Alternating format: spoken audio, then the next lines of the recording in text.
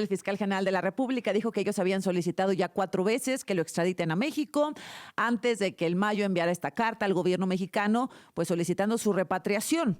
Eso entre otras cosas. Aquí en el estudio, pues aprovechando que andaba por acá abogado, está Juan Manuel Delgado. Hemos hablado ya en varias ocasiones con él, asesor jurídico del Mayo Zambada. ¿Cómo estás, abogado? Buenos días. Azucena, ¿qué tal? Buen día, un placer saludarte a ti y a todo tu auditorio. Pues novedades varias, ¿no? A ver, ¿cómo les cayó ayer la respuesta del gobierno mexicano respecto a su solicitud de repatriación del Mayo?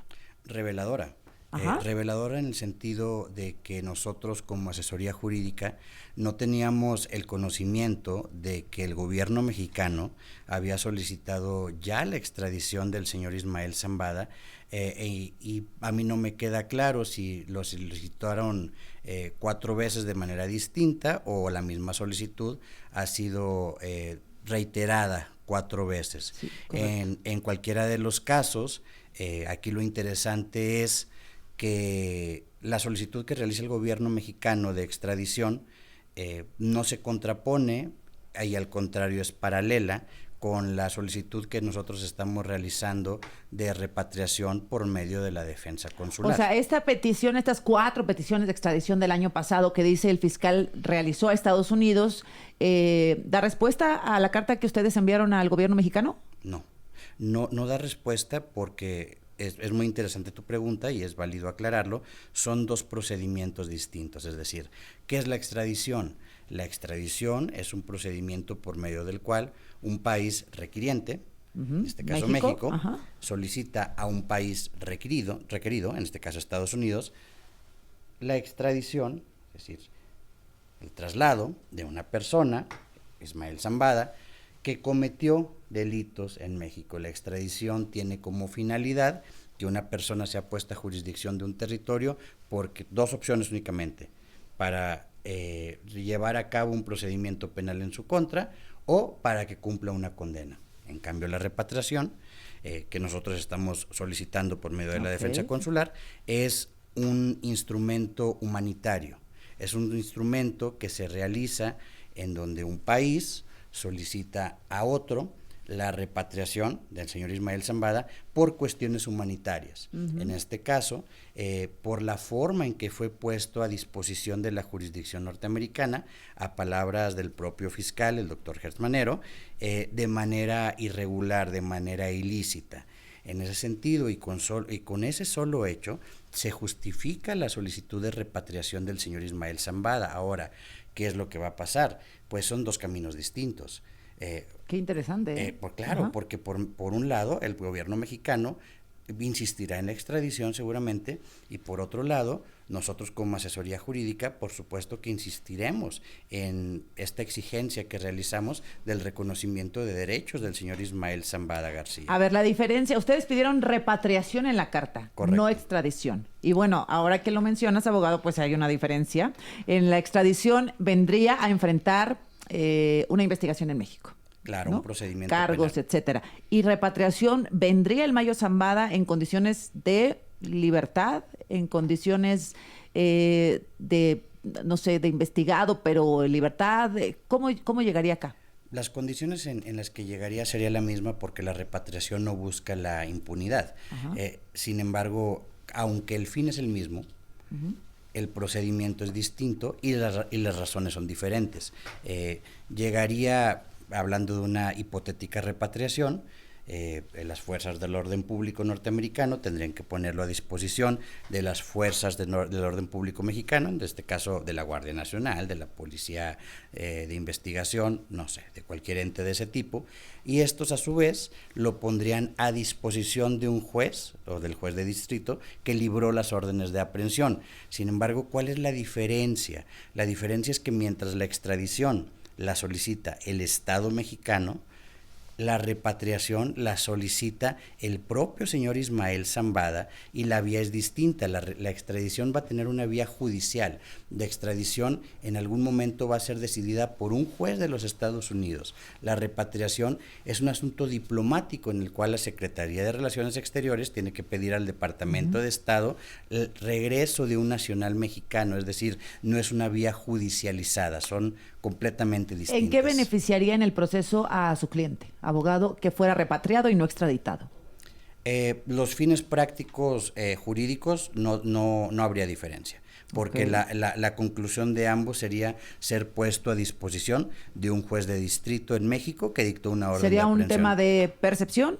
Es un tema de caminos, es un tema de procedimientos, y ahí es donde puede venir la confusión, porque bueno, está bien, ambos procedimientos terminan en lo mismo, en que el señor Ismael Zambada sea puesto a disposición de un juez de distrito en México. Sin embargo, los motivos y circunstancias son distintas. Correcto. A ver, ahora, me dice, dijo ayer el fiscal, ¿hay 4 órdenes de aprehensión contra el Mayo Zambada? Desconozco cuántas hay en realidad, pero creo que dijo algo así. Dijo 4. Dijo que al menos 3 o 4. ¿Y ustedes no conocen estas órdenes de aprehensión? No las conocemos. No, así de plano, no. O sea, no hay manera de que ustedes como abogados o representantes jurídicos del señor Zambada lo investiguen y lo sepan. Bueno, en este momento que ya se hizo público, sí, habría que ver la estrategia de defensa, que es la que maneja el abogado Frank Pérez, para ver si sería o no conveniente apersonarse en las averiguaciones previas, carpetas de investigación u órdenes de aprehensión.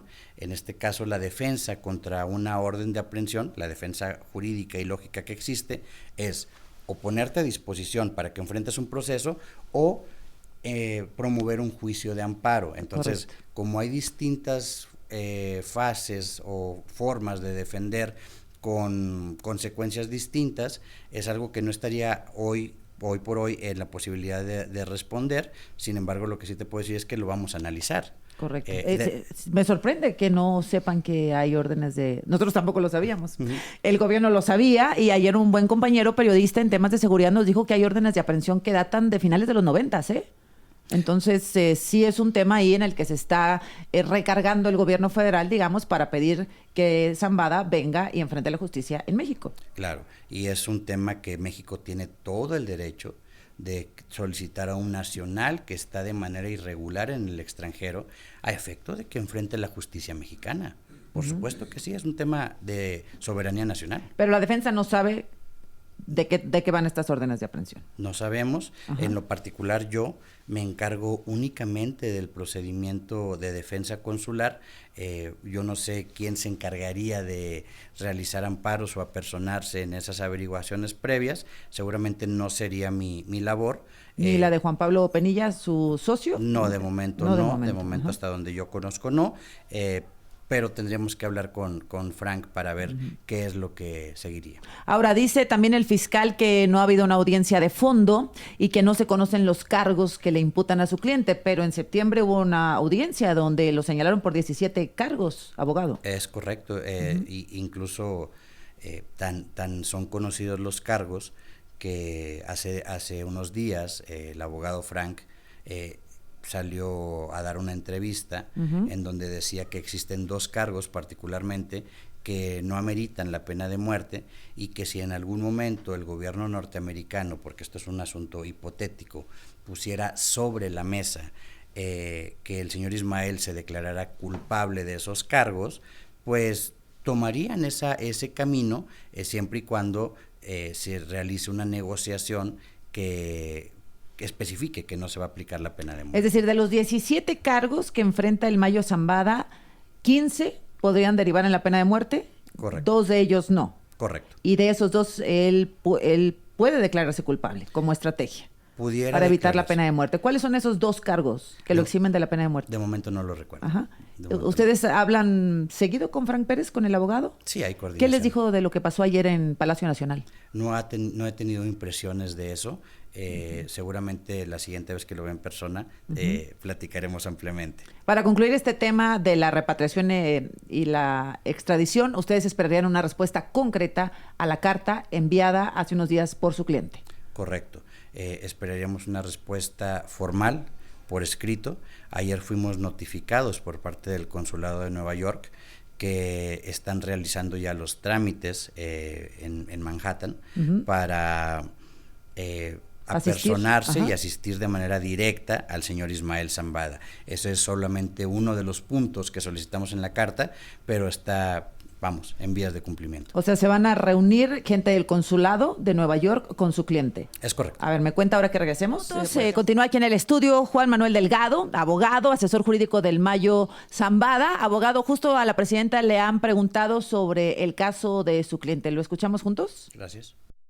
Y también preguntar en ese contexto, la defensa legal de Ismael Mayo Zambada pide que sea repatriación y no extradición en este caso. ¿Qué opina al respecto, presidenta? Tienen que decidir el fiscal, y el fiscal ayer fue muy claro, fue muy claro.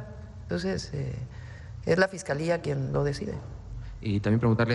Y tiene que quedar muy claro, porque nosotros combatimos al crimen organizado, a la delincuencia organizada, en el marco de la ley, y fortalecemos las capacidades de investigación, de inteligencia, que es uno de nuestros ejes, para poder, en el marco del Código Penal, del sistema penal acusatorio, de lo que existe en nuestro país, pues detener a un delincuente de la delincuencia organizada o a cualquiera que haya cometido un ilícito.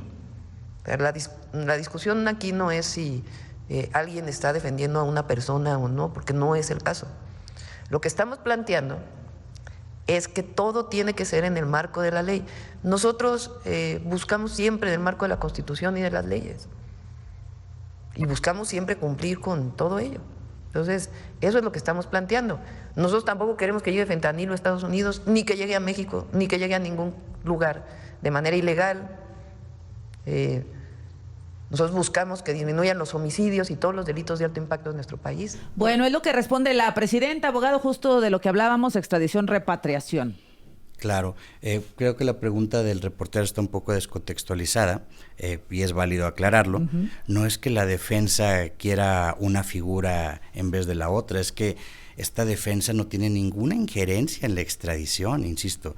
La extradición es una figura jurídica por medio de la cual un gobierno solicita a otro gobierno. O sea, la defensa no puede solicitar la extradición. Es responsabilidad del gobierno, facultad del gobierno, y ustedes por eso piden una repatriación. Claro, y un procedimiento. No porque haya una diferencia, sino es cuestión de facultades. Exacto, un procedimiento no excluye al otro. Nosotros como defensa no podemos instar a una república soberana como es México de que solicite la extradición de alguien, no, pero sí podemos solicitar, tal como lo dijo la presidenta de manera muy acertada, que en el marco de la Constitución, que conforme a las leyes y los tratados internacionales, el gobierno mexicano actuó en consecuencia para que el señor Ismael Zambada, por la forma irregular en que fue puesto a disposición, regrese a México. ¿Para qué efecto? Pues para el efecto de que acaba de decir la doctora Claudia Sheinbaum, definitivamente para que enfrente procesos penales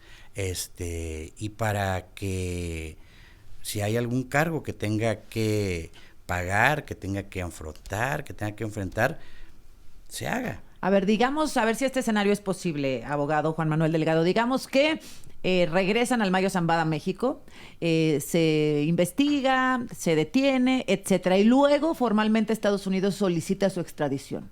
¿Es posible? Es viable. Pero claro que sí, es perfectamente viable, y es lo que tú acabas de plantear es el escenario que conforme a derecho debería de ocurrir.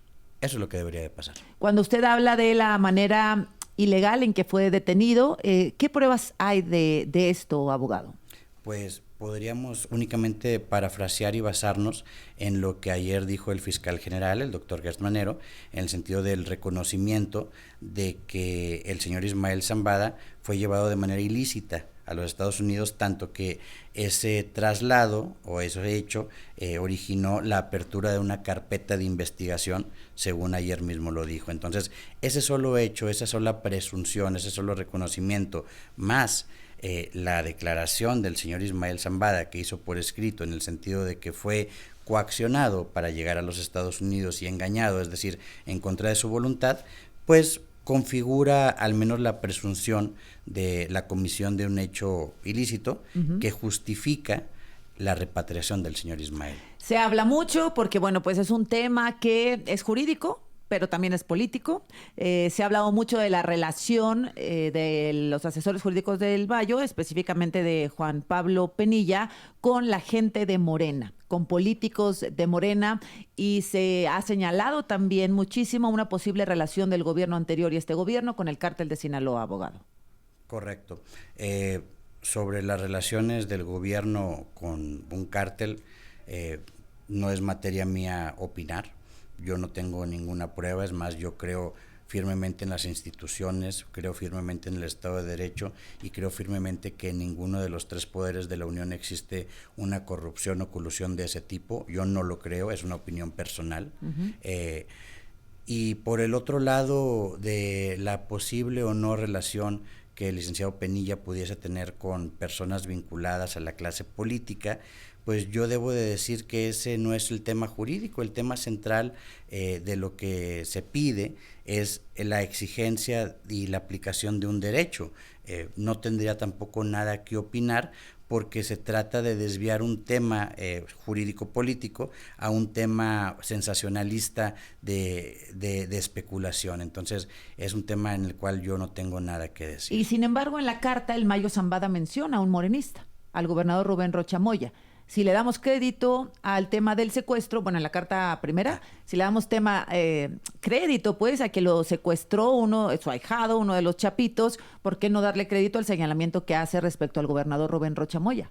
Bueno, ese es un tema que está fuera de mi ámbito de aplicaciones, de mi ámbito de conocimiento. A mí lo que me obliga, mi deber constitucional como abogado, es actuar conforme a derecho, y yo desconozco de esos hechos. No tendría tampoco una opinión que hacer al respecto. Oiga, abogado, acá en México parece que muchos están nerviosos, ¿no? Porque el Mayo Zambada, pues, es el narcotraficante más legendario. Él opera desde principios de los 80, en esta década de los 80, y bueno, pues habría algunos gobiernos nerviosos por lo que va a declarar en su audiencia del 22 de abril. ¿Es la intención del Mayo Zambada dar nombres de políticos, de funcionarios posiblemente ligados al cártel? En un primer término, yo desconozco si tengo o no esa información. En segundo término, lo que sí estoy capacitado para decirte es que en ninguno de los escenarios que están planteados el día de hoy está la posibilidad de que el señor Ismael Zambada colabore con el gobierno norteamericano en un intercambio de información o de cualquier otro tipo. Desconociendo si existe la misma, lo que yo sí te puedo decir es que eso no está sobre la mesa en ningún escenario. O sea, el Mayo Zambada no va a hablar de la política mexicana. Hasta donde yo sé, porque yo no tengo conocimiento, yo no tengo contacto directo con el señor Ismael, es lo que me dice Frank Pérez. Abogado, ¿qué sigue? Sigue esperar la respuesta por escrito de los demás puntos de la solicitud de defensa consular que realizamos, y posterior a eso analizar la legalidad o no de esas respuestas y planear la estrategia jurídica conforme a lo que nos vayan diciendo. Con la intención de que su cliente esté en México. Con la intención de que se respeten los tratados internacionales y como consecuencia jurídica sí la repatriación y la exigencia de que no se le aplique la pena de muerte en los Estados Unidos. ¿Qué dice al respecto un hombre de 77 años de edad? Él había hablado de la muerte en algún momento con el periodista Julio Scherer. Él decía que, bueno, pues aunque él muriera o se entregara, etcétera, o fuera fusilado, las cosas no iban a cambiar, que incluso se iban a salir de control, porque, bueno, él era el líder máximo del cártel de Sinaloa. No quiero decir porque es obvio la resistencia a la pena de muerte, pero ¿cómo lo ha reflexionado con Frank Pérez? Nunca hemos tocado ese tema. Lo único que hemos hablado son aspectos meramente jurídicos, y partiendo de ese punto de análisis, la exigencia no es exigencia, es el deseo del señor Ismael Zambada de que la pena de muerte no se le aplique y en dado caso, pues pasar sus últimos años de vida, si es necesario, privado de la libertad, pues privado de la libertad, pero sin que se le aplique la pena capital.